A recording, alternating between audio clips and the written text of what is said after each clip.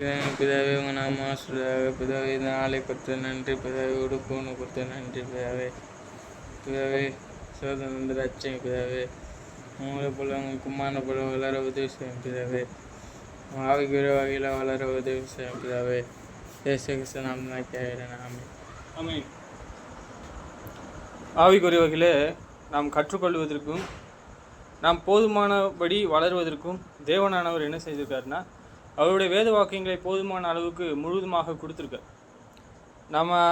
நம்ம தொடர்ந்து என்ன பார்க்குறோன்னா, அசுத்தமானதை தொடக்கூடாது. எது அசுத்தம் அப்படின்னா, பாவம் செய்யாமல் இருப்போம் அப்படின்னு சொல்லிட்டு சிலர் போதிக்கிறாங்க. பாவம் மட்டும் அசுத்தம் கிடையாது.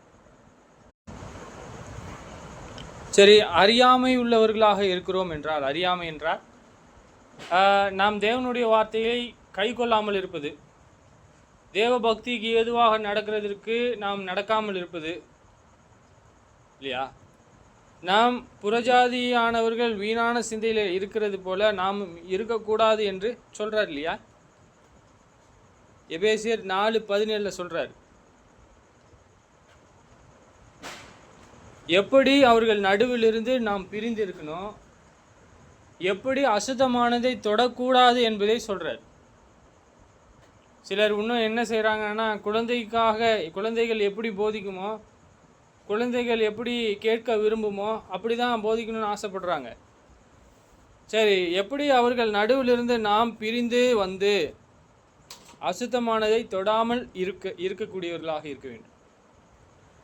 அதற்கு எபேசியர் 4:17 சொல்கிறாரு, நாம் அறியாமை உள்ளவர்களாக இருக்கும். புறஜாதிகள் வீணான சிந்தையில் நடக்கிறது போல நாம் நடவாமல் இருக்க வேண்டும். நாம் பூரணத்தை அடைவதற்கு எதுவாக இருக்கணும். நீங்கள் பூரணத்தை நீங்கள் அடையலை அப்படின்னா, பூரணத்திற்கு நீங்கள் வரவில்லை என்றால், நான் 30ஆகத்தான் நான் கனி கொடுக்கக்கூடியவனாக இருக்கிறேன்.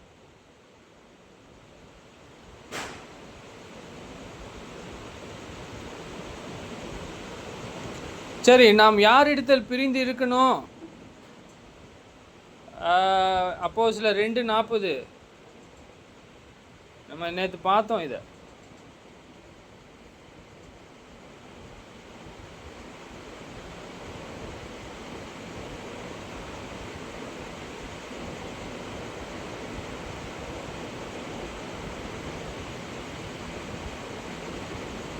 இன்னும் அநேக வார்த்தைகளாலே சாட்சி கூறி, மாறுபாடு உள்ள இந்த சந்ததியை விட்டு விலகி உங்களை ரட்சித்துக் கொள்ளுங்கள் என்று புத்தி சொன்னேன்.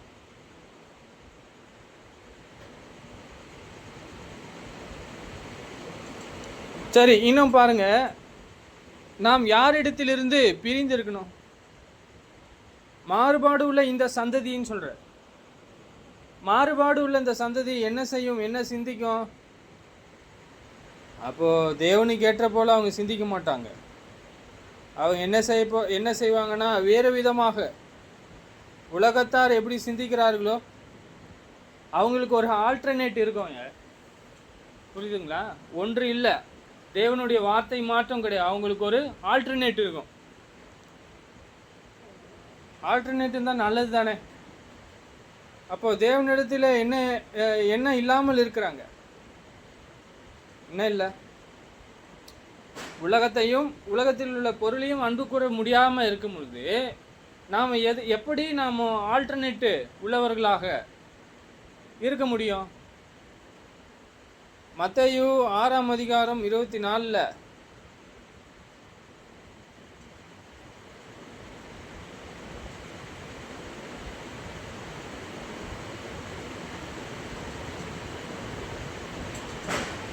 2 எஜமானுக்கு ஊழியம் செய்ய ஒருவனாலும் கூடாது. ஒருவனை பகைத்து மற்றவனை சிநேகிப்பான், அல்லது ஒருவனை பற்றி கொண்டு மற்றவனை அசட்டை பண்ணுவான். தேவனுக்கும் உலக பொருளுக்கும் ஊழியம் செய்ய உங்களால் கூடாது. அப்போ எப்படிப்பட்டவர்களாக இருக்க வேண்டும் என்று கர்த்தர் விரும்புகிறாரு? உலக பொருளுக்கும் தேவனுக்கும் கர்த்தருக்கும் 2 எஜமானுக்கு வேலை செய்ய முடியாதான்? அப்போ என்ன சொல்கிறாரு, என்ன சொல்லி கொடுக்குறாரு? முதலாவது கர்த்தராகத்தான் நம்மளிடத்தில் என்ன இருக்க வேண்டியது இருக்குது. அவருடைய பிரமாணத்தை கை கொள்ளணும் இல்லையா? நாம் அவர் நடுவில் இருந்து பிரிந்து வரணும் இல்லையா? அவர் சொல்கிறார் இல்லையா? என்ன சொல்கிறாரு?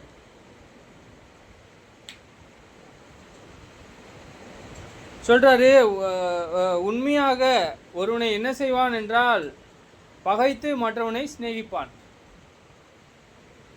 அல்லது ஒருவனை பற்றி கொண்டு மற்றவனை அசட்டை பண்ணுவான். தேவனுக்கும் உலகப் பொருளுக்கும் ஊழியம் செய்ய உங்களால் கூடாது.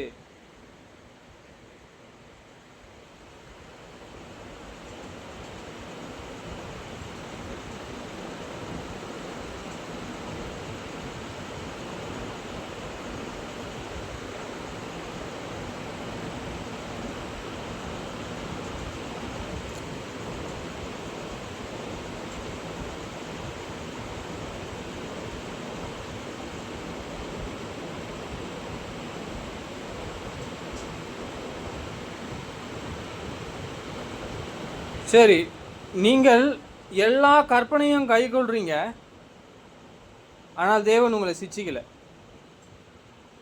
எல்லா கற்பனையும் நீங்கள் காண்றீங்க, அதே போல் பாவத்தையும் செய்கிறீங்க. எல்லா கற்பனையும் போதிக்கிறீங்க, பிதாவானவர் உங்கள் பிள்ளையாக எடுத்துக்கொள்ளலை. இது எங்கேயாவது கேள்விப்பட்டிருக்கீங்களா? இப்படிப்பட்ட சந்ததியை நீங்கள் பார்த்துருக்கிறீங்களா? இப்படிப்பட்ட சந்ததி இருக்கிறாங்களா? முதலாவது,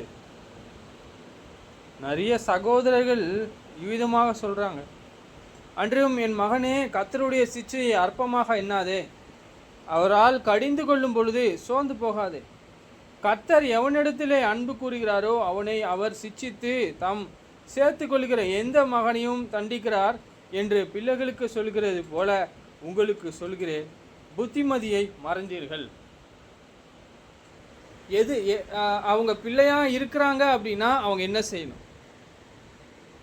அவர்கள் நடுவிலிருந்து பிரிந்து வந்துட்டாங்க, அசுத்தமானதை செய்யலை, அவர்களுடைய இச்சையினாலே இவங்க என்ன செய்கிறதில்லை, அவர் பிரமாணத்தை கை கொள்ளவும் இல்லை, மறந்துட்டாங்க. சரி, இப்போ அவர்கள் யாராக இருக்கிறாங்க? தேவனுக்கு பிள்ளையாக இருக்க முடியுமா? தேவனுக்கு பிள்ளையாக இருக்க முடியுமா?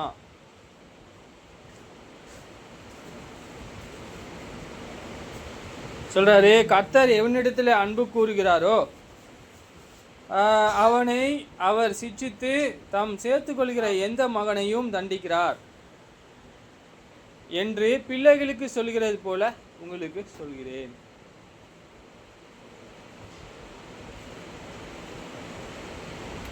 சரி, ஏன் தேவன், எதுக்கு தேவன் சிட்சிக்கணும்? ஒரு மகனை எதற்காக சிட்சிக்கணும்? ரட்சிப்பின் அதிபதியை ஏன் அவர் பூரணப்படுத்துவது நாம் காண்றோம். பூரணத்தின் வழியை உபத்திரவம்தான் சொல்லக்கூடியதாக இருக்கு. உங்களுக்கு திரளான உபத்திரவங்களை கொடுக்குறாங்களா? நீங்கள் பாக்கியவான்னு சொல்ற. அப்போ நீங்க என்ன சிந்திக்கணும்? நம்மளுக்கு என்ன இல்லைன்னா நம்மளுடைய வழிகளை எல்லாம் நம்மளை எல்லோரும் ஒருவர் இல்லாமல் எல்லோரும் பகைக்கிறாங்க அப்படின்னா நீங்கள் பாக்கியவான்ன்ற. மத்தேயு புஸ்தகம் ஒரு சண்டே கிளாஸில் சொல்லி கொடுக்குற வார்த்தையை கூட மறந்துடுவாங்க அவங்க.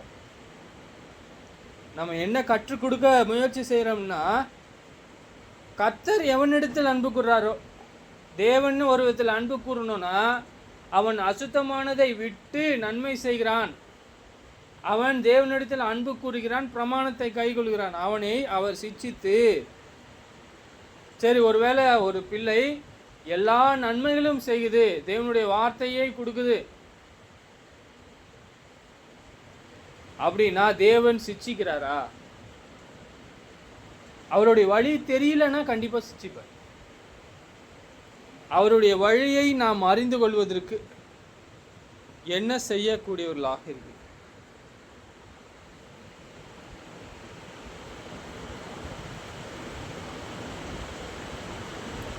சரி, ஆபிரகாம் அவருடைய வழியை அறிந்து கொள்வதற்கு ஆபிரகாமுக்கு என்ன கூறப்பட்டது? ஆபிரகாம் கட்டளையிட்ட யாவையும் செய்ய வேண்டியது இருக்கிறது. ஆதியாகம புஸ்தகத்தில் நம்ம ஏன் ஆபிரகாமை குறித்து பார்க்குறோன்னா, ஆபிரகாம் ஒரு நீதி உள்ள மனுஷன் இல்லையா? அவர் எப்படி நாம் பார்க்குறோம்? விசுவாசம் உள்ளவராக இருந்து இல்லையா, பொறுமையாக நீதியை செய்து அவர் ஆசீர்வாதிக்கப்பட்டவராகவும் அவர் என்ன செஞ்சார்? சுதந்திரித்து கொண்டார். ஆதியாகமம் 12:1 நீங்கள் காண முடியும். கர்த்தர் ஆபிரகாமை நோக்கி, நீ உன் தேசத்தையும் உன் இனத்தையும் உன் தகப்பனுடைய வீட்டையும் விட்டு புறப்பட்டு நான் உனக்கு கற்பிக்கும் தேசத்திற்கு போ. நான் உன்னை பெரிய ஜாதியாக்கி உன்னை ஆசீர்வதித்து உன் பேரை பெருகப்படுத்துவேன். நீ ஆசீர்வாதமாய் இருப்பாய். உன்னை ஆசீர்வதிக்கிறவர்களை ஆசீர்வதிப்பேன், உன்னை சபிக்கிறவர்களை சபிப்பேன். பூமியில் உள்ள வம்சங்கள் எல்லாம் உனக்குள் ஆசீர்வதிக்கப்படும் என்றார். தேவன் இவர் ஆபிரகாமுக்கு ஒன்றிலிருந்து வெளியே வருவதற்கு ஏதுவாக போதிக்கிறார். சொல்றார் இல்லையா, கர்த்தர் ஆபிரகாமை நோக்கி, தெளிவா இருக்கு.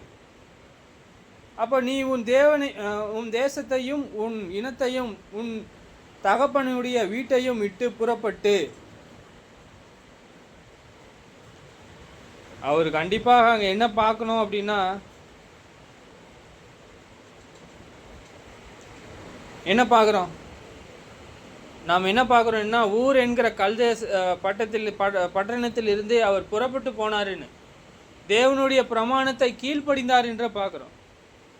நெகேமியா 9:7 ஆபிரகாமை தெரிந்து கொண்டு அவனை ஊர் என்னும் கல்தேயரின் பட்டணத்தில் இருந்து புறப்பட பண்ணி அவனுக்கு ஆபிரகாம் என்று பெயரிட்டார்.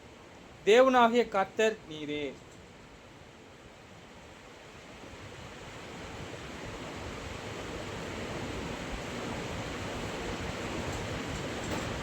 சரி, அது என்ன பட்டணம் என்று நாம் கேள்வி எழுப்புறது இதிலே தெளிவாக இருக்குது. நாம் என்ன கேட்குறோம் அப்படின்னா, எதற்காக தேவனானவர் இப்படிப்பட்ட கட்டளையை ஆபிரகாமுக்கு தன்னுடைய இனத்தையும் தன்னுடைய வீட்டையும் தன்னுடைய தகப்பனுடைய வீட்டையும் விட்டு ஏன் பிரிந்து வரணும், ஏன் அவருக்கு கீழ்ப்படியணும்னு கட்டளையிட்டார்? அவர் அதை ஊர் பற்றி சொல்கிறாரு, கல்தேயரின் பட்டணத்திலிருந்து புறப்பட பண்ணி. அப்போ தொடர்ந்து அக்கிரமத்தை செய்வதற்கு ஏதுவாகவே நாம் காரியத்தை நடப்பிப்போமானால் நம்மளுடைய முழு இருதயம் என்ன இருக்கும்? 100ஆக இருக்குமா, முட்டையாக இருக்குமா? வெளிப்படையாக இருக்குல்ல. ஒரு பிரமாணத்தை கை கொள்ளும்போது அன்பு கூறுறான். நான் ஒரு கற்பனையை கை கொள்கிறேன், இடறி விழுந்துடுறேன். இன்னொரு கற்பனையும் கை கொள்ள விடுதி விழுந்துடுறேன். அன்பாக இருக்கணும்னு தேவன் சொல்கிறார். நான் அன்பாக இருக்க முயற்சி செய்கிறேன், என்னால் முடியல. என்ன செய்கிறாரு? முயற்சி செய்வார். அவருடைய பிரமாணத்தை நாம் திருப்பி திருப்பி திருப்பி என்ன செய்ய வேண்டியது இருக்கிறது. ஆனால் நம்மளுடைய நோக்கம் நாம் இடறி விடுவது அல்ல, நாம் பாவத்தை மேற்கொள்வதாக இருக்கிறது. அவருடைய கற்பனையை கை கொள்வதாக இருக்கிறது. அவர் எப்படி நீதிமானாக இருக்கிறார்? அவருடைய பிரமாணத்தை கை கொண்டதினாலே. நம்ம ரோமர் புஸ்தகத்தில் பார்க்குறோம், அவர் விருத்த சேதனத்திற்கு கொடுக்கிறதுக்கு முன்னே அவர் என்னவா இருக்காரா? நீதி உள்ளவராக இருக்கிறார். எப்படி? அவர் வாக்குத்தத்தம் செய்வர், உண்மையுள்ளவர் என்று விசுவாசித்து அவருடைய வார்த்தைகளை அன்பு கூர்ந்து அவர் கட்டளையை கை கொண்டிருக்கார். சரி, அப்போஸ்தலர் 7:2-3 அதற்கு அவன், சகோதரரே பிதாக்களே கேளுங்கள், நம்முடைய பிதாவாகிய ஆபிரகாம் காரானிலே குடியிருக்கிறதற்கு முன்னுமே மெசபொத்தாமியாவே நாட்டிலே இருக்கும்போது மகிமையின் தேவன் அவருக்கு தரிசனமாகி, உன் தேசத்தையும் உன் இனத்தையும் விட்டு புறப்பட்டு நான் உனக்கு காண்பிக்கும் தேசத்திற்கு வா என்றார்.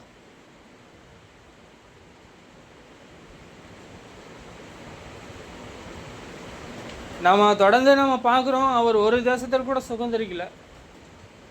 ஆனால் எபேசியர் புஸ்தகத்தில் காண்றோம் 11 விசுவாசத்தினாலே ஆபிரகாம் தான் சுதந்திரமாய் பெறப்போகிற இடத்திற்கு போகும்படி அழைக்கப்பட்ட போது கீழ்ப்படிந்து தன் போகும் இடம் இன்னதென்று அறியாமல் புறப்பட்டு போனான்.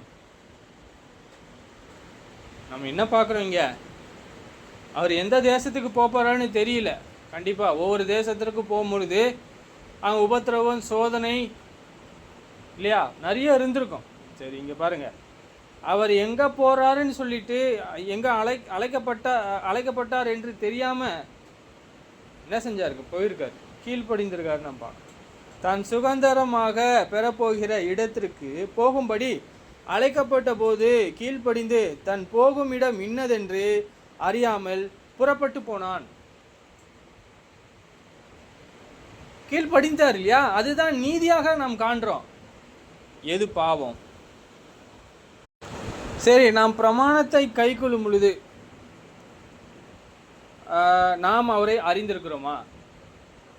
1 யோவான் 2:3 அவருடைய கற்பனைகளை நாம் கை கொள்ளுகிறவர்களானால் அவரை அறிந்திருக்கிறோம் என்பதை அதனாலே அறிகிறோம். சரி, நான் அவர் கற்பனைகளை நான் காண்றேன், போதிக்கிறேன், கை கொள்ளலை, நான் யார்? அப்போ நீங்க காண்றீங்க, போதிக்கிறீங்க, கை கொள்ள, நீங்க யார்? அப்போ நீங்க தொடர்ந்து எதில் இருக்கிறீங்க? தொடர்ந்து அசுத்தமானதில் நீங்க என்ன செய்றீங்க, இருக்கிறீங்க. இப்போ அவருடைய கற்பனைகளை நாம் கை கொள்கிறபடியால் அவரை அறிந்திருக்கிறோம் என்பதை அதனாலே அறிகிறோம். எபேசியரில் நாம் பார்க்குறோம், நாம் அவரை என்ன செய்யல, அவர் கற்பனைகளை கை கொள்ளலை அப்படின்னா புறஜாதிகள் வீணான சிந்தையில் இருக்கிறது போல அப்படிப்பட்டவர்களாக இருக்கிறோம். அவருடைய கற்பனைகளை நாம் கை கொள்ளுகிறோம், ஆனால் அவரை அறிந்திருக்கிறோம். நாம் புறஜாதியை போல நாம் இல்லை. ஏன்? நம்மளிடத்தில் பாவம் இல்லை. நம்மளிடத்தில் பாவமானது என்ன செய்கிறதில்லை. செய்யலாம், பாவத்தை ஒரு மனுஷன் செய்ய முடியும், ஆனால் தேவனுக்கு பயந்து நீதியை செய். அவருடைய கற்பனைகளை நாம் உயர்வாக எண்ணுறோம், அவருடைய தெய்வீக சுபாவங்களை உயர்வாக எண்ணுறோம். அவருக்கு பயப்படக்கூடிய பயம் நம்மளிடத்தில் இருக்க வேண்டும். அதை நாம் அவரை மகிமைப்படுத்தக்கூடிய பிள்ளைகளாக இருக்கிறோம். ஆபிரகாம் கூட போகாமல் இருக்கலாம், லோத்துவை விட்டு தேவன் ஆபிரகாமை பிரிக்காமல் இருக்கலாம் இல்லையா? சரி, கொரிந்தியர்கள் இப்படிப்பட்ட பாவத்தை செய்யாமலும் இருக்கலாம். எத்தனை சகோதரர்கள் செய்யாமல் இருக்கிறாங்க? செஞ்சிருந்தாங்க அப்படின்னா நாம் அவரை அறிந்திருக்கிறோம், நீதியை செஞ்சிருக்கிறோம். அப்படியே அறியலான்னு சொல்றார். அவரை அறிந்திருக்கிறோம் என்று சொல்லியும் அவருடைய கற்பனைகளை கை கொள்ளாதவன் பொய்யனாயிருக்கிறான், அவனுக்குள் சத்தியம் இல்லை.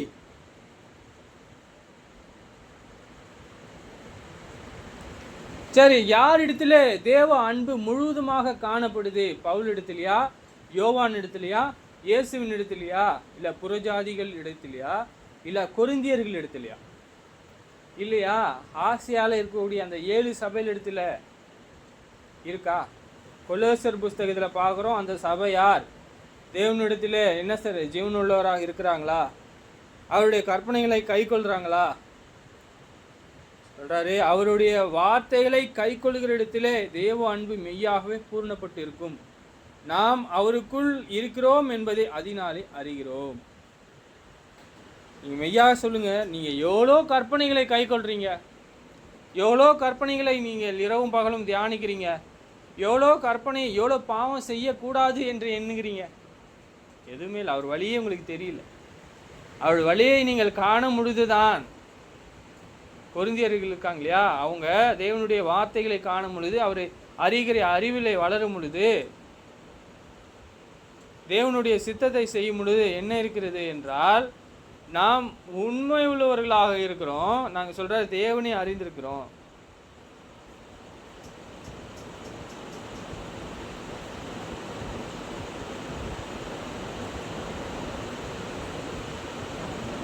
ரெண்டு கொரிந்தியர் 1:6 சொல்றாரு, நாமும் அவருடைய கற்பனையின்படி நடப்பதே அன்பு.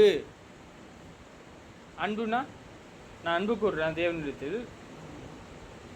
தேவன் சிருஷ்டிகர், தேவனுடைய வார்த்தையை கற்றுக் கொடுக்குறாரு. அவர் பரிசுத்தர் என்று கற்றுக் கொடுக்குறாரு. நாமும் அவருடைய கற்பனையின்படி நடப்பதே அன்பு.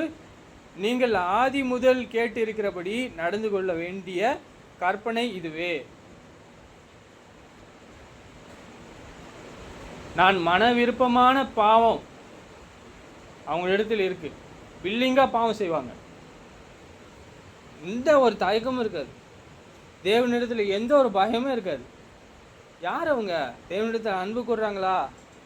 நாமும் அவருடைய கற்பனையின்படி நடப்பதே அன்பு. நாமும் அவர் மேல் அன்பா இருக்கிறது. நீங்கள் ஆதி முதல் கேட்டு இருக்கிறபடி நடந்து கொள்ள வேண்டிய கற்பனை இதுவே. அவருடைய கற்பனைகளை நாம் என்ன செய்ய வேண்டும்?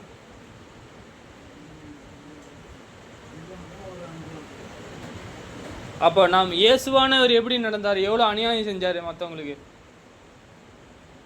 இயேசுவானவர் எவ்வளோ அநியாயம் செஞ்சார் சீஷர்களுக்கு? சரி, பரிசேயர்களுக்கு தான் எவ்வளோ செஞ்சார்? இல்லை, கவர்னருக்கு எவ்வளோ செஞ்சார்? அவங்க வீட்டாருக்கு எவ்வளோ செஞ்சார்? சகோதரிக்கு எவ்வளோ செஞ்சார்? பிதாவுக்கு தான் எவ்வளோ செஞ்சார்? அவரிடத்தில் அநியாயம் இல்லை, அவரிடத்தில் பாவம் இல்லை என்று வாசிக்கிறீங்க. அவரிடத்தில் என்ன இல்லை?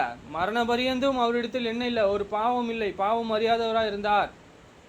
அவருக்குள் நிலைத்திருக்கிறோம் என்று சொல்லுகிறவன் அவர் நடந்தபடியே நானும் நடக்க வேண்டும். அவர் எப்படி நடந்தாரு அந்த வழியெல்லாம் நீங்க காணல. சரி, மனுஷன் என்ன நினைக்கிறானா, நீலாம் என்ன சொல்றது, நாங்கள் யாரு தெரியுமா, நாங்கள் எவ்வளோ பெரிய ஆள் தெரியுமா, எப்படிப்பட்டவர்கள் தெரியுமா, எங்ககிட்ட எவ்வளோ பெரிய எவ்வளோ தேவனுடைய வார்த்தைகள் இருக்குது தெரியுமா, எவ்வளோ வச்சுருப்பாங்க. நீதிமொழிகள் 14:12 இயேசுவானவர் நடந்ததை போல நாம் நடக்கல, அவர் ஞானமாய் நடந்ததை போல நாம் நடக்கல அப்படின்னா நாம் யாரு? பொய்யர்கள்ன்ற. நீதிமொழிகள் 14:12 மனுஷனுக்கு செம்மையாய் தோன்றுகிற வழி உண்டு. அப்போ உங்களுக்கு ஒரு வழி செம்மையா தோன்றுது, ஆனால் அது உண்மை கிடையாது. அது தேவன் சொல்லணும். பரலோகத்தில் இருக்கிறார் இல்லையா ஒரு தேவன், அவர் சொல்லணும். அவர் சொல்லியிருக்காரு, பிரமாணத்தின்படி செய்யுங்க, பிறனுக்கு அவதூறு பண்ணாதீங்க, எல்லார் மேலும் அன்பாக இருங்க, எல்லார் மேலும் மன உருக்கமாக இருங்க, எல்லார் மேலும் தயவாக இருங்க, எல்லாரும் மேலும் அன்பை காண்பீங்க.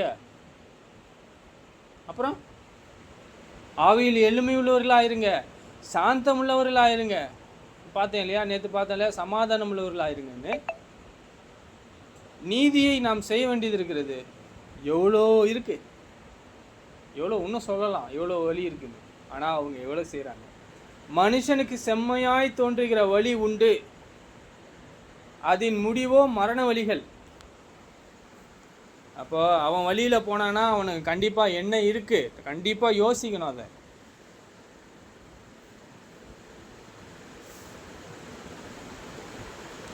நகைப்பிலும் மனதிற்கு துக்கம் உண்டு, அதை மகிழ்ச்சியின் முடிவு சஞ்சலம்.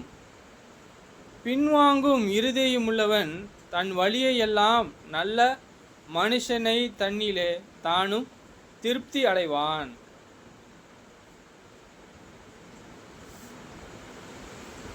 சரி, இங்கே யாரை நாம் பார்க்குறோம்னா பேதைன்னா யார் தெரியுமா? எதை கொடுத்தாலும் சரி வாங்கிப்பான். தேவனுடைய வார்த்தை இருக்காது. தேவனுடைய வார்த்தையில் கொஞ்சம் வஞ்சகம் இருக்கும், கொஞ்சம் பொய் இருக்கும், கொஞ்சம் என்ன இருக்காது, சாந்தம் இருக்காது, நான் வளரணும்னு சொல்லிட்டு ஒரு ஆவல் இருக்காது, ஒரு தேறினவனாக பூரணத்திற்கு வழி நடத்தணும் என்கிற அந்த எந்த ஒரு நோக்கமும் இருக்காது. ஆனால் அவங்க எப்படிப்பட்டவர்களாக இருக்கிறாங்கன்னு சொல்கிறாங்க. இப்போ அவர்களுடைய வழி எப்படி பாருங்க. பேதையானவன் எந்த வார்த்தையும் நம்புவான், விவேகியே தன் நடையின் மேலே கவனமாக இருப்பான். நீங்கள் போதிக்கிற விஷயங்கள் எல்லாம் உங்களுக்கு சம்மதமாக இருக்கா? உங்களுடைய இருதயம் சொல்லுதா இது நீதியான வழின்னு சொல்லுதா? சொல்லும். ஏன்னா அது கடினப்பட்டிருக்கு, அது கர்த்தருக்கு பிரியமாக இல்லை. அந்த வழிகள் எல்லாம் மரண வழி, அதில் போகாதீங்க, அதை பார்க்காதீங்கன்ற பரிசேயர்கள் போதிச்சாங்க. அதை கேளுங்க, ஆனால் கை கொள்ளாதீங்க. அவங்க குற்றப்படுத்தணுமா? வேணாம். ஏன்? ஏன் குற்றப்படுத்தணும்? சரி, அவங்க எப்படியாக நம்ம எதுவும் பேசலைன்னா அவங்க எப்படி திருந்துவாங்க? பேதையானவன் எந்த வார்த்தையும் நம்புவான். பேதையானவன் எந்த வார்த்தையும் நம்புவான். விவேகியோ தன் நடையின் மேலே கவனமா இருப்பான். கவனம்னா இடராதபடி. அவன் நன்மையை காண்றான். அவன் போகக்கூடிய வழி நன்மையை காணக்கூடியதாக இருக்கிறது. எத்தனை பேர் கவனமா இருக்கிறாங்க? ஓ அப்படியா? 16 சொல்றாரு, ஞானமுள்ளவன் பயந்து தீமைக்கு விலகுகிறான், மதியினனோ மூடர்கள் கொண்டு துணிகரமாயிருக்கிறான். நம்ம பார்த்தோம், தேவனுக்கு பயப்படுகிறது தான் நாம் கற்றுக்கொள்கிறோம். அவருடைய பிரமாணத்தை செய்வதை தான் நாம் வலியுறுத்துகிறோம். அவரிடத்தில் அன்பு கூறுகிறோம், அவரிடத்தில் பிரியமாக இருக்க முயற்சி செய்கிறோம். ஞானமுள்ளவன் பயந்து தீமைக்கு விழுகிறான். தீமைனா என்னங்க சகோதரர்கள்? உங்களுக்கு தெரிஞ்ச தீமைனா என்ன சொல்லு. சரி, இங்க தீமையான வழி என்றால் நாம் பார்ப்போம் அது எப்படிப்பட்ட வழி.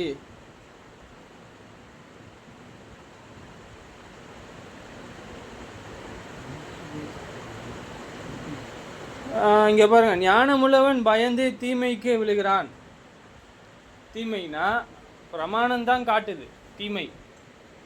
நாம் பிறனை என்ன செய்கிறோம்? அவதூறு செய்கிறோம். அவன் அப்படிதான், அவன் என்னது, அவன் அப்படிதான் இருது எனக்கு தெரியுமே. ஒருவரை நான் அடிக்கிறேன், ஒருவனை திட்டுறேன், ஒருவனுக்கு உண்டானதை பறித்து கொள்வது, இப்போ இதெல்லாம் என்னவா இருக்குது?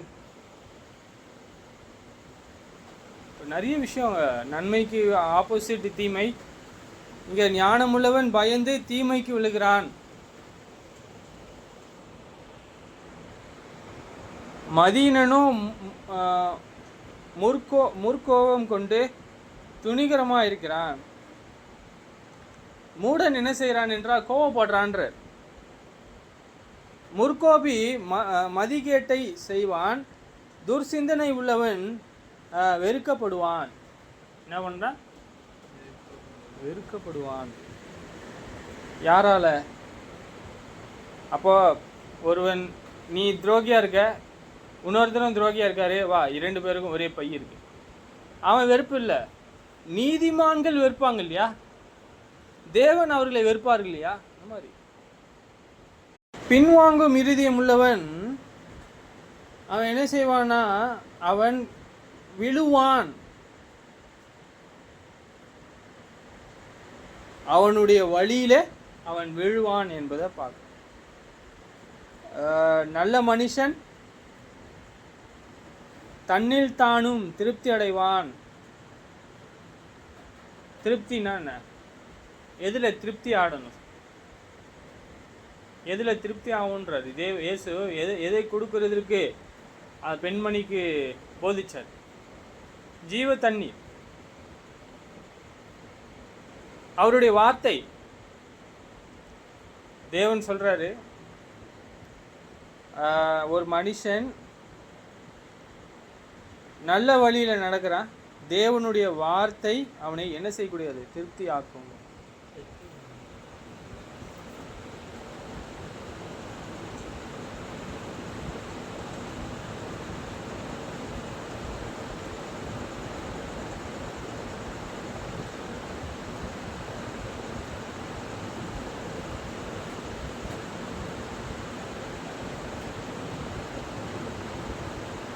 நாம் இங்கே பார்க்குறோம் இல்லையா? நம்ம என்ன பார்த்தோம் அப்படின்னா, முன்பு தேவனுடைய கற்பனைகளை தேவனுடைய கற்பனை அன்பு கூறும் பொழுது அவரிடத்தில் அன்பாக இருக்கணும். நீதிமொழிகள் 19:14 சொல்லி, கட்டளையை காத்து கொள்கிறவன், அவர் கட்டளையை காத்து கொள்கிறான், அவரிடத்தில் வைத்து கொள்கிறவன் தன் ஆத்துமாவை காக்கிறான்.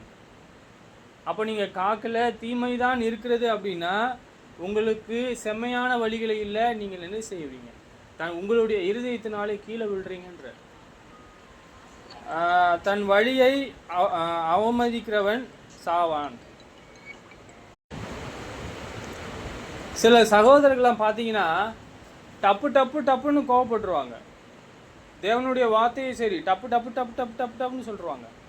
ஆனால் தேவனுடைய வார்த்தை கிடையாது, உலகத்தாருடைய வார்த்தை. அது ஏன் இப்படி ஒரு அவசரப்பட்டு அவங்க மெத்தட்ஸை சொல்கிறாங்க? தேவனுடைய வார்த்தை இல்லாமல் மெத்தட்ஸ், நிறைய மெத்தட்ஸை காமிப்பாங்க. நம்ம திருப்பியும் சொல்கிறேன், தேவனுடைய சாயல் என்பது அவருடைய வழியை நீங்கள் தவறாக உணர்ந்து கொண்டிருக்கிறீங்க. உங்கள் தேவன் அப்படிப்பட்டவர் கிடையாது.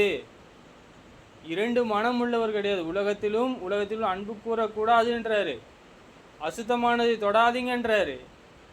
அவருடைய கற்பனைகளை கை கொள்ளுன்றாரு. இங்கே நம்ம பார்க்குறோம், அவனுடைய வழி செம்மையானதா அவனுக்கு தோணுது, ஆனால் தேவனுக்கு இல்லை.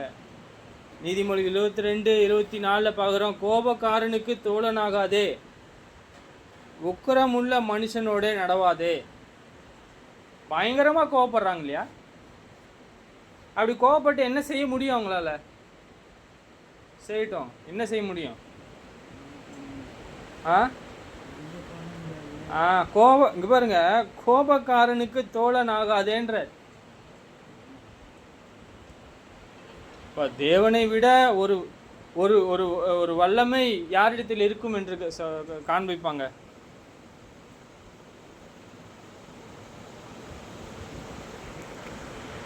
நம்ம தொடர்ந்து என்ன பார்க்குறோம் அப்படின்னா, கோபக்காரனுக்கு தோழனாகக்கூடாதுன்னு நாம் பார்க்குறோம். சொல்கிறார், அப்படியே செய்தால் நீ அவனுடைய வழிகளை காத்து கொண்டு உன் ஆத்மாவுக்கு கண்ணியை வருவிப்பாய். அதையே நீங்கள் கற்றுக்கொண்டீங்க, அந்த வழியை நீங்கள் காண்றீங்க அப்படின்னா, எந்த வழி? கோபக்காரனுடைய வழி. கோபக்காரனுடைய வழி எங்கே போய் முடியுது பார்த்தீங்களா? இயேசு கூட கோபப்பட்டிருக்காரு. இயேசு கூட சாட்டையில் என்ன செஞ்சுருக்காரு? சரி, அடிச்சிருக்காரு. சலையினால ஒரு கயிற்றை செய்து அவர் விதமாக செய்தார் என்று மேற்கோள் காட்டுறாங்க. ஆனால் சொல்கிறாரு, யாவரோடும் சமாதானமாயிருங்க. அப்படி செய்தால் நீ அவனுடைய வழிகளை கற்றுக்கொண்டு உன் ஆத்மாவுக்கு கண்ணியை வருவிப்பாய். இங்கே என்ன பார்க்குறோன்னா, நீதிமொழி 28:6 இரு வழியில் நடக்கிற திரவியக்காரன் ஐஸ்வர்யவனாய் இருந்தாலும் நேர்மையாய் நடக்கிற தரித்திரனே அவனிலும் வாசி.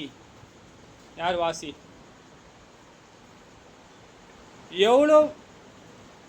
எவ்வளோ அதிகமாக அவனிடத்துல ப்ரிவிலேஜ் இருந்தாலும் சரி, அவனிடத்துல எவ்வளோ விலையேறப்பெற்ற பொக்கிஷங்கள் இருந்தாலும் சரி, அவனுடைய வழி சரியானதாக இல்லையா? அவன் என்ன சொல்கிறார் பாருங்க, இரு வழியில் நடக்கிற திரவியக்காரன் ஐஸ்வர்யனிடத்திலும் நேர்மையாய் நடக்கிற தரித்திரன் அவனிலும் வாசி. பெட்டர்ன்ற, அவனை பார்க்கிலும் இவன் தரித்திரனே பரவாயில்ல, நல்லவன், பெட்டர், அவனுக்கு மேலே ஒன்றும் இல்லை, அவனே அழகானவன். இப்போ நம்ம ஐஸ்வர்யவான்களாக இருந்து நாம் இருவழி உள்ளவர்களாக இருப்போமானால் அதை பார்க்கலாம் நாம் தரித்திரமாகவே இருக்கலாம். நாம் தேவனுக்கு பிரியமாக இல்லாத வழி, இரண்டு வழிகளை நடக்கிறதை பார்க்கிலும், நான் மாறுபாடு உள்ளவனாக இருப்பதை பார்க்கிலும் நாம் தரித்திரம் உள்ளவர்களாக இருப்பதே நலம்.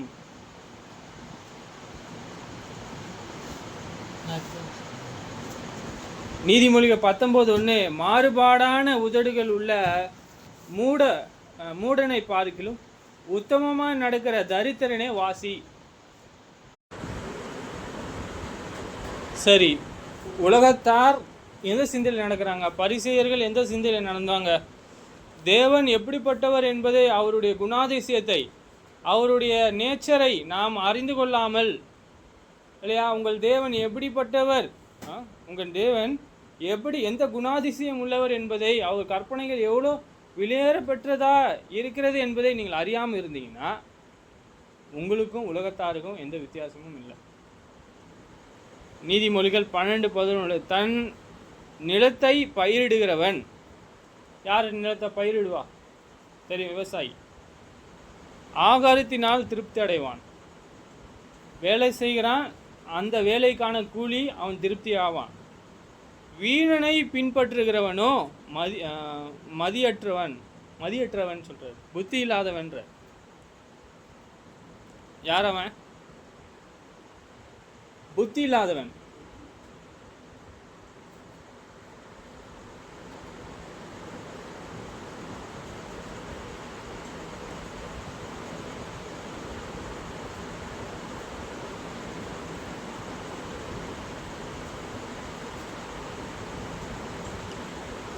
உன்னத பாட்டு 3:2 நான் எழுந்து நகரத்தின் வீதியிலும் தெருக்களிலும் திரிந்து என் ஆத்துமா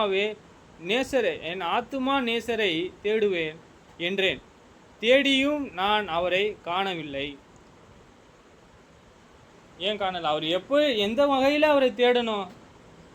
தேவனுக்கு பயப்படக்கூடிய பயம் என்ன என்பதை எப்படி தேடணும்? அவருக்கு பயந்து, அவரை அன்பு கூர்ந்து, அவர் கற்பனைகளை கை கொள்ளணும். அவருடைய ஒவ்வொரு வழிகளையும் நான் பார்க்கணும் இல்லையா? அவருடைய ஞானம் எப்படிப்பட்டது என்று பார்க்கணும். அவருடைய குணாதிசயம் எப்படி என்பதை பார்க்கணும்னு சொல்கிறேன். நான் சொல்கிறாரு, நான் எழுந்து நகரத்தின் வீதியிலும் தெருக்களிலும் திரிந்து என் ஆத்துமா நேசரை தேடுவேன் என்றேன். தேடியும் நான் அவரை காணவில்லை.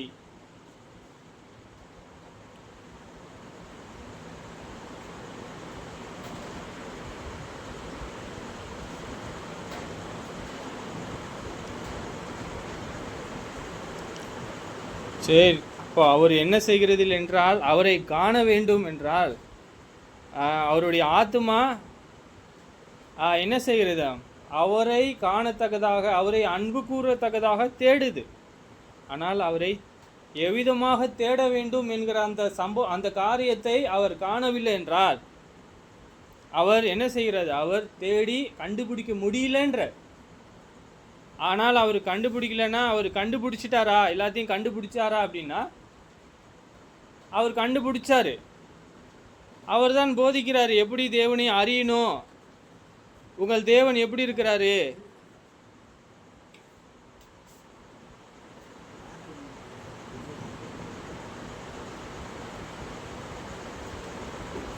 இப்போ இங்கே இஸ்ரவேலர்கள் இருக்கிறாங்க.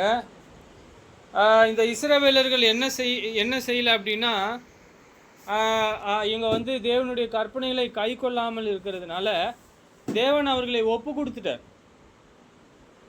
ஏசாயா 2:3 திரளான ஜனங்கள் புறப்பட்டு வந்து நாம் கர்த்தரின் பார்வைக்கும் யாக்கோபின் தேவனுடைய ஆலயத்திற்கும் போவோம், வாருங்கள், அவர் தமது வழிகளை நமக்கு போதிப்பார், நாம் அவர் பாதையிலே நடப்போம் என்பார்கள். ஏனெனில் சீயோனிலிருந்து தேவனும் எருசலேமிலிருந்து கர்த்தரின் வசனமும் வெளிப்படும். அப்போ எங்கேருந்து வரும்னு அவர்களுக்கு தெரியுது. ஆனால் இதுக்கு முன்னாடி ஏன் தேவனுடைய கற்பனைகளை கை கொள்ளலை? சொல்கிறாரு, வழிகளை நமக்கு போதிப்பார், நாம் அவரை பாதைகளிலே நடப்போம் என்பார்கள். ஏனெனில் சீயோனிலிருந்து வேதமும் எருசலேமிலிருந்து கர்த்தரின் வசனமும் வெளிப்படும்.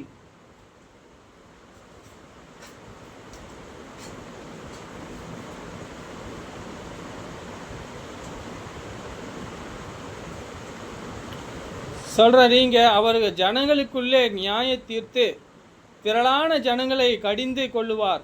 அப்பொழுது அவர்கள் தங்கள் பட்டயங்களை மண்வெட்டிகளாகவும் தங்கள் ஈட்டிகளை அரிவாளாகவும் அடிப்பார்கள். ஜாதிகளுக்கு விரோதமாய் ஜாதி பட்டயம் எடுப்பதில்லை. இனி அவர்கள் யுத்தத்தை கற்பதும் இல்லை.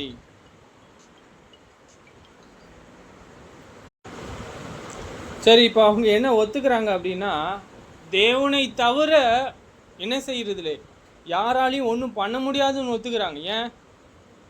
இப்போ தேவனானவர் அவிதமாக மனுஷர்களுக்கு என்ன செய்கிறார்? அவருடைய வழியை காண்பிக்கிறார். இப்படி தான் போனோம். ஒருவருக்கு விரோதமாக தேவன் எழும்புவாரா? தேவன் சிட்சித்து ஒரு மனுஷனை சேர்த்து கொள்கிறார். அவர்கள் தேசம் விக்கிரங்களிலும் நிறைந்திருக்கிறது. தங்கள் கைகளின் கிரியைகளையும் தங்கள் விரல்கள் உண்டு பண்ணினதையும் பணிந்து கொள்கிறார்கள். யார்? இஸ்ரவேல்கள் சொல்கிறாங்க இவங்க எப்படிப்பட்டவங்களா இருக்கிறாங்கன்னு. அப்போது சிறியவனும் குனிகிறவன் பெரியவனும் பணிகிறான். ஆகையால் அவர்களுக்கு மன்னியாதிருப்பீர். கர்த்தரின் பயங்கரத்திற்கும் அவருடைய மகிமையின் பிரபாகத்திற்கும் விலகி நீ கண்மலையின் ஒதுங்கி மண்ணில் ஒளிந்து கொள். அவங்களுடைய கிரியைகள் முன்பு எப்படி இருந்ததுன்னு அவங்க பார்த்துருக்காங்க. இப்போ எப்படி இருக்குன்னு சொல்லிட்டு அவங்க பார்க்குறாங்க. அவங்களுடைய கிரியைகள் தேவனுக்கு முன்பாக சிறப்பானதாக இல்லை. முழுவதுமாக என்னவா இருக்கான்? ரொம்ப பணக்காரர்களாக இருக்கிறாங்க. ரொம்ப அதிகமான தேவனுக்கு பிரியமில்லாதவர்களாக இருக்கிறாங்க. விக்கிரகத்தை சேவிக்கிறாங்க. சொல்றாரு, நரனின் மேட்டுமையான கண்கள் தாழ்த்தப்படும், மனுஷரின் விரும்பும் தனியும் கர்த்தர் ஒருவரே அந்நாளிலே உயர்ந்திருப்பார்.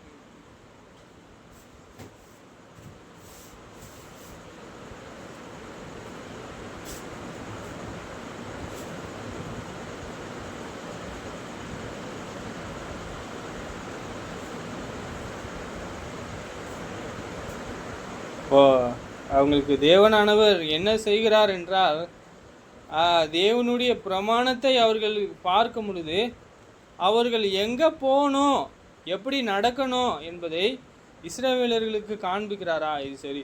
அவங்க சொல்லிட்டு தொடர்ந்து அவங்க என்ன செஞ்சிட்டாங்க அப்படின்னா, தேவன் இப்படிப்பட்டவர் என்பதை அவர்கள் கண்டு அவங்க சரியான பாதையில் அவங்க நடத்தலை, அவங்க சரியான பாதையில் வரலை என்பதற்கு அவங்க என்ன செஞ்சிட்டாங்க அப்படின்னா, திருப்பியும் அந்த தேவனுக்கு பிரியமில்லாத வழிகளே தெரிந்து கொண்டாங்க. என்ன சொல்கிறாங்க அப்படின்னா, தேவன் சொல்கிறாரு, இவங்க சொல்கிறாங்க பரவாயில்ல, அவங்க என்ன பொருளையும் தேவன் சொல்கிறார், இவங்க அதிகமான பொருளை கொடுக்குறான், நாங்கள் பலியிடுறோன்றாங்க. தேவனுக்கு என்ன சொல்கிறாங்க? அதிகமான பலியிடுறாங்களாம். தேவனுக்கு அப்படிப்பட்ட தேவன் கிடையாது சொல்கிறார். ஏசாயா 55:8 என் நினைவுகள் உங்கள் நினைவுகள் அல்ல, உங்கள் வழிகள் என் வழிகளும் அல்ல என்று கர்த்தர் சொல்கிறார். நீங்கள் எவ்வளோ தான் கொடுங்க, நீங்கள் எவ்வளோ தான் அதிகமான பணத்தை கொடுங்க, எவ்வளோ பணத்தை அதிகமாக நீங்கள் கொடுத்தாலும் அங்கே என்ன செய்யலை. தாவீது சொல்கிறாரு, நீர் அதிகமாக என்ன செய்யலையே, எதில் விரும்பலையா? காணிக்கையை நீ விரும்பலை. அதிகமாக காணிக்கை விரும்பினா காணிக்கை கொடுத்துருப்பேன்றார். நிறைய வேத வாக்கியங்களை நம்ம எடுத்து காமிக்க முடியும். சரி, தேவனுடைய நினைவுகள் எப்படிப்பட்டது? அவங்க யோசிக்கிற அவங்க வழியெல்லாம் செம்மையானது இல்லை சொல்கிறார். பூமியை பார்க்கிலும் வானங்கள் எப்படி உயர்ந்திருக்கிறதோ அப்படியே உங்கள் வழிகளை பார்க்கிலும் என் வழிகளும், உங்கள் நினைவுகளை பார்க்கிலும் என் நினைவுகளும் உயர்ந்திருக்கிறது.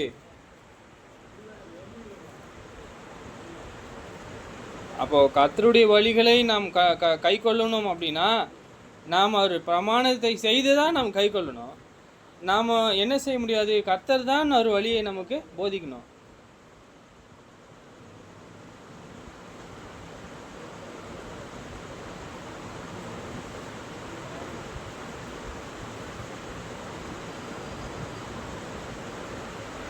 இங்கே சொல்கிறாரு ஏசாயா 57:18. சரி, அவருடைய வேத வாக்கியங்களை குறித்து அவர் கவலைப்படுறாங்க, நாம் கை கொள்ளலையே அப்படின்னு சொல்லி. அவர்கள் வழிகளை நான் பார்த்து அவர்களை குணமாக்குவேன், அவர்களை நடத்தி திரும்பவும் அவர்களிலே துக்கப்படுகிறவர்களுக்கு ஆறுதல் அளிப்பேன்.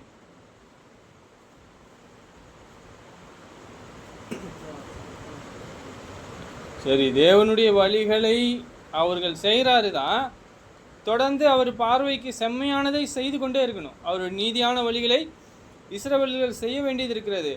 ஆனால் பாதி அதிகாரத்தில் என்ன ஆயிற்று? நம்ம பார்ப்போன்னு சொன்னாங்க, ஆனால் அவங்க சொன்னது போல் என்ன செய்யலை, அவங்க கேட்கல. அவருடைய வழிகள் செம்மையாக இல்லை. ஒருவேளை உண்மையாக இருந்தால் தேவனுக்கு பிரியமோ நம்ம முழுசாக நாம் பார்த்துருக்கோம். அவருக்கு நீதியை செய்வது தான் நம் தேவனுக்கு பிரியமாக இருக்கிறது.